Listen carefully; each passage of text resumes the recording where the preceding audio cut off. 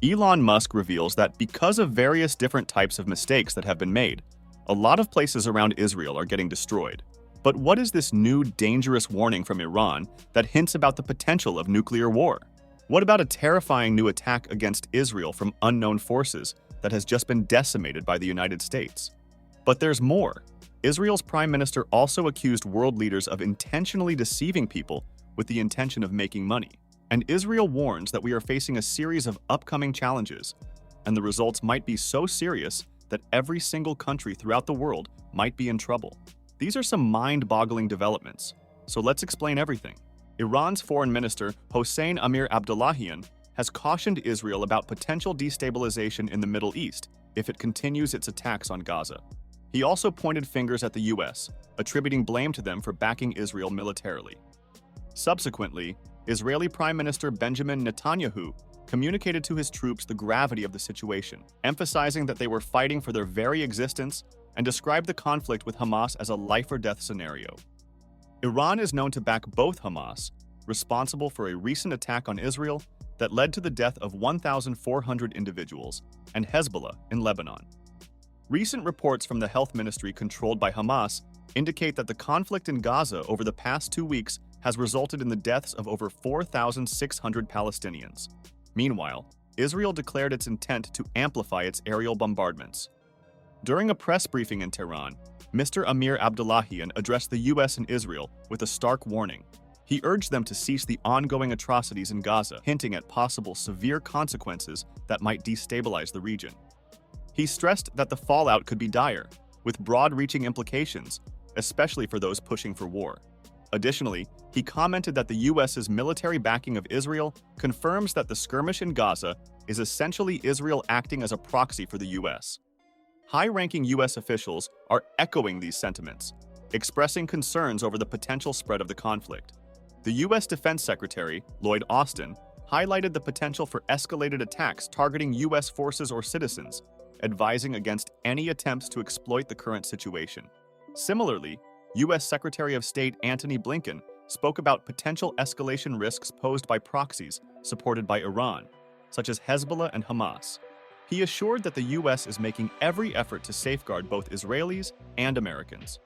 There have been recent drone and rocket strikes on bases in Iraq, where US coalition forces are stationed. In related news, Prime Minister Netanyahu visited troops in the north of Israel, near the Lebanese border, an area that has witnessed skirmishes with Hezbollah since the beginning of this conflict. Netanyahu emphasized the seriousness of their predicament, stressing that it's a battle for survival. He explicitly warned Hezbollah against joining the ongoing war. The USS Carney, a US Navy guided missile destroyer stationed in the northern Red Sea, intercepted multiple missiles and drones on Thursday. These were launched by the Houthi rebels in Yemen and were believed to be directed towards Israel, according to the Pentagon.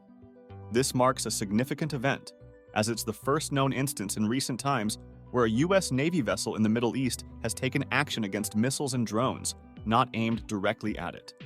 This also signifies the inaugural defensive move by the US military in support of Israel amidst the ongoing crisis.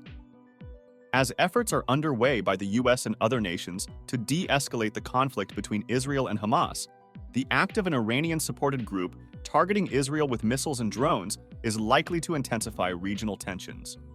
Pentagon spokesman Brigadier General Pat Ryder disclosed in a press conference that the USS Carney, while in the Red Sea, had thwarted 3 land attack cruise missiles and multiple drones on that Thursday evening.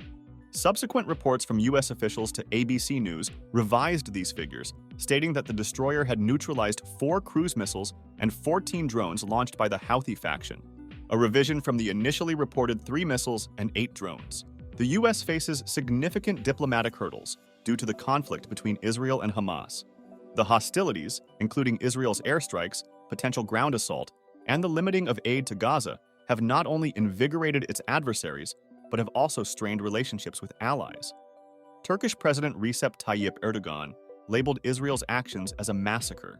Qatar attributed the violence to Israel, and Egyptian President Abdel Fattah el-Sisi equated Israel's actions to the collective punishment of Gaza's residents. The October 17th explosion outside a Gaza hospital, blamed on Israel by Hamas, further strained relationships.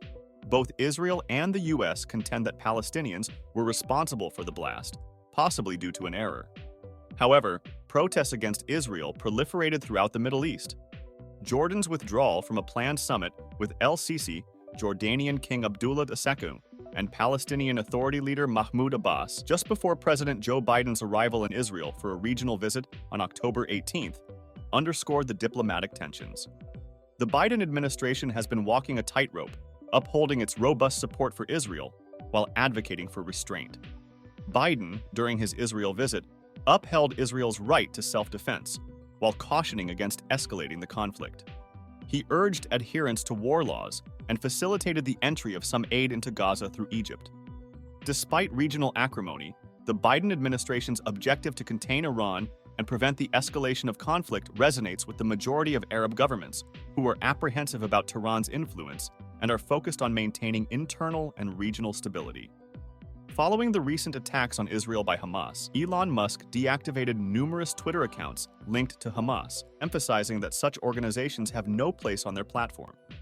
Linda Yaccarino, the CEO of X, remarked, "X prioritizes the integrity of public discussions, especially during crucial times. We recognize the need to handle unlawful content shared on our platform. We have no tolerance for terrorist groups or violent extremists, and we consistently suspend such accounts." The decisive action from X came after the European Union's industry leader, Thierry Breton, gave Elon Musk a 24-hour deadline to address the dissemination of misinformation on X, aligning with the latest EU regulations for online content. Breton expressed concerns about the platform being misused to circulate prohibited content and false information within the EU.